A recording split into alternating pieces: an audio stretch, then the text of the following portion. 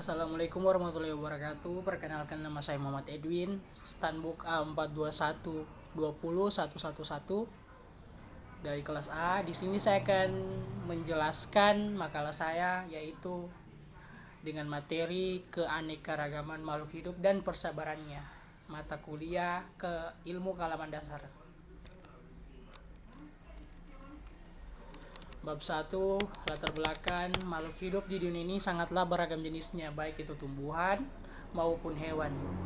Di lingkungan sekitar, kita dapat menemui berbagai jenis makhluk hidup seperti berbagai jenis hewan, ayam, semut, dan sebagainya. Langsung saja ke rumus masalahnya.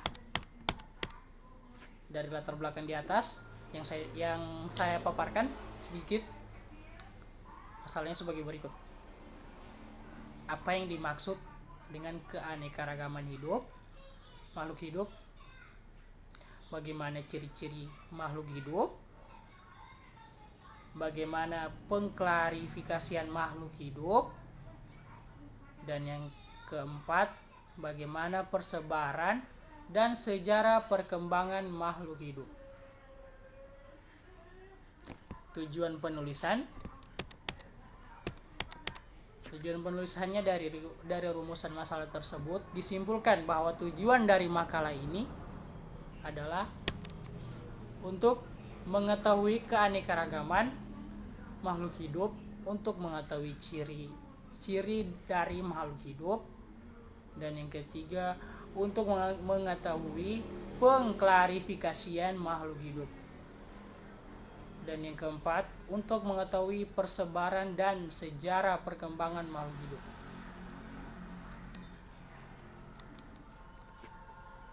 Di manfaat penulisannya, yaitu untuk menambah wawasan tentang keanekaragaman makhluk hidup dan persebarannya. Dan yang kedua, dapat menjelaskan keanekaragaman makhluk hidup dimulai dari pengertian makhluk hidup, klarifikasi makhluk hidup, sampai sejarah dari perkembangan makhluk hidup itu sendiri.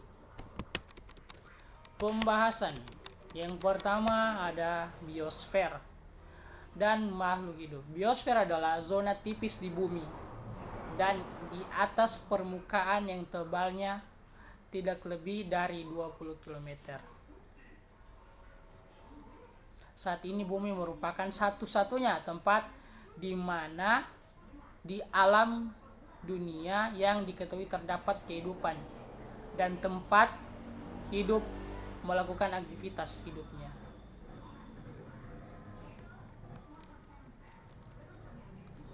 Biosfer terdiri dari berbagai lapisan atmosfer dan lapisan kulit bumi. Lapisan atmosfer adalah lapisan udara di atas bumi yang membungkusnya dengan gas-gas dan terdiri dari 3 lapisan utama, yaitu ionosfer di lebih dari 80 km di atas muka bumi, stratosfer 6-18 km di atas muka bumi, troposfer 0-16 km di atas muka bumi. Sampai saat ini baru diketahui hanya lapisan troposfer makhluk hidup bisa beraktivitas. Troposfer adalah lapisan dinamis yang terdapat uap air dan membentuk awan dan hujan secara periodik. Sedangkan lapisan kulit bumi terdiri dari 2 bagian, yaitu litosfer dan hidrosfer. Bagian B, sel sebagai unit kehidupan.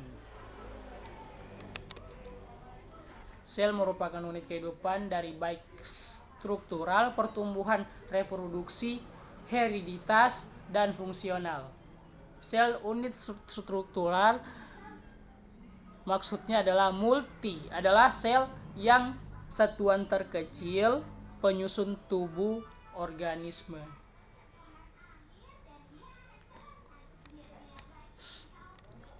Langsung saja ke bagian 2, reproduksi sel. Reproduksi sel diartikan sel memperbanyak diri, baik yang terjadi pada organisme sel uniseluler maupun terjadi pada sel-sel tubuh organisme multiseluler.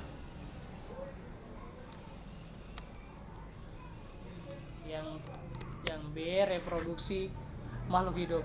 Proses yang dilakukan oleh makhluk hidup untuk menghasilkan individu baru atau keturunan dari jenis yang dinamakan reproduksi atau perkembangbiakan.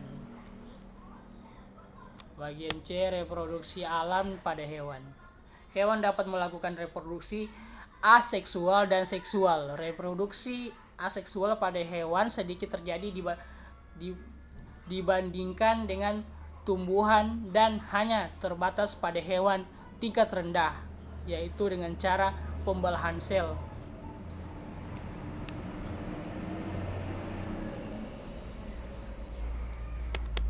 Yang kedua ada reproduksi alam pada tumbuhan. Tumbuhan melakukan reproduksi aseksual dan sama halnya dengan hewan. Bedanya pada tumbuhan, semua tingkat mulai dari tumbuhan tingkat rendah sampai tumbuhan tingkat tinggi mampu melakukan reproduksi aseksual.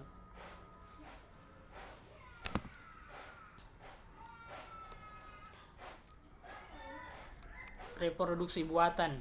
Yang ketiga, reproduksi buatan umumnya sengaja dilakukan oleh manusia untuk menunjang kesejahteraannya. Reproduksi buatan ini dapat dilakukan secara in vivo maupun in vitro. Asal mula kehidupan berikut ini adalah teori tentang asal mula kehidupan. Yang pertama ada teori dari kosmozoa. Yang kedua ada teori dari Flügger. Yang ketiga ada teori dari Moore. Yang keempat ada teori dari Allen.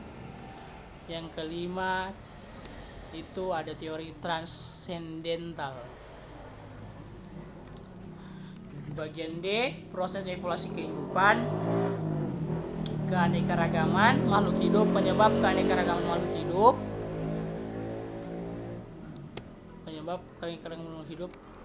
Menurut para ahli, keanekaragaman makhluk hidup terbentuk dari proses evolusi. Maksudnya saya evolusi. Dan yang kedua, klarifikasi makhluk hidup. Langkah pertama, mengetahui ciri morfologi, anatomi, dan fisiologi, ataupun ciri-ciri lain dari makhluk hidup. Bagian F, persebaran dan sejarah perkembangan makhluk hidup. Persebaran makhluk hidup. Biogeografi adalah ilmu yang mempelajari tentang persebaran organisme di muka bumi.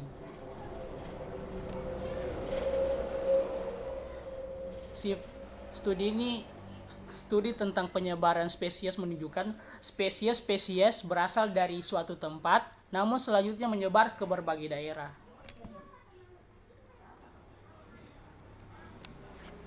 Bagian A, faktor lingkungan. 2 faktor lingkungan utama yang berpengaruh terhadap persebaran makhluk hidup adalah faktor abiotik atau daratan, perairan, dan lintang geografis, dan biotik, tumbuhan, hewan, dan jasad renik atau mikroorganisme. B, faktor sejarah geologi. Saat dunia masih bersatu dalam bentuk Pangea kira-kira 200 juta tahun yang lalu, suatu spesies berada pada daerah dan bentuk yang sama. C, faktor penghambat fisik. Faktor pengawas fisik ada disebut juga dengan penghalang geografis atau barrier. Isolasi geografi seperti daratan, land barrier, perairan water barrier, dan penggentingan daratan isthmus. D. Persebaran tumbuhan dan hewan. Garis lintang bumi latitude menunjukkan terdapat 4 wilayah iklim di bumi, yaitu tropis, subtropis, dingin, dan kutub. Yang kedua, sejarah perkembangan makhluk hidup. Menurut teori, organisme sekarang adalah hasil dari proses evolusi kehidupan. Evolusi kehidupan adalah suatu perubahan kehidupan kehidupan menjadi bentuk kehidupan lainnya melalui suatu proses perlahan-lahan dan memungkinkan memakan waktu ratusan juta tahun. Hukum termodinamika dalam proses tak ada yang hilang, sejumlah ikut berubah. Ada hukum termodinamika 2. Ya, itu saja penjelasan dari makalah saya. Atas kesalahannya, kalau ada kesalahan mohon maaf. Assalamualaikum warahmatullahi wabarakatuh.